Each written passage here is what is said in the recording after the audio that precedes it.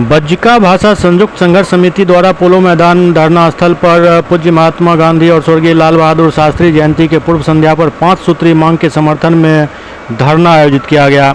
इस धरना के माध्यम से धरनार्थीगण महामहिम राष्ट्रपति से मांग कर रहे थे कि भारत सरकार और बिहार सरकार 3.5 करोड़ बज्जिकांचल वासियों की मांग को शीघ्र पूरा करने हेतु अपने स्तर पर कार्रवाई करे।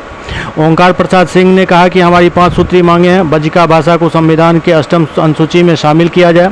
भारत सरकार द्वारा किए जाने वाले राष्ट्रीय जनगणना में बज्जिका भाषा के लिए जनगणना कोड निर्धारित किया जाए।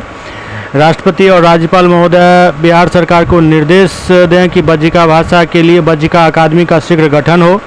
बिहार के बज्जिकांचल क्षेत्र के विश्वविद्यालयों और महाविद्यालयों में हमारी मातृभाषा बज्जिका की पढ़ाई शीघ्र प्रारंभ की जाए।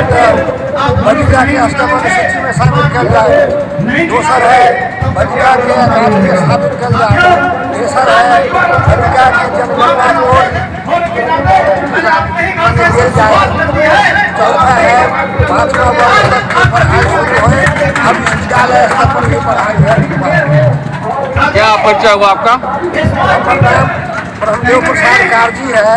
हमारा लोग बज्जिका में कहिए और सीएम कॉलेज हिंदी जो अध्यक्ष पद से अवकाश प्राप्त करेंगे 17 में।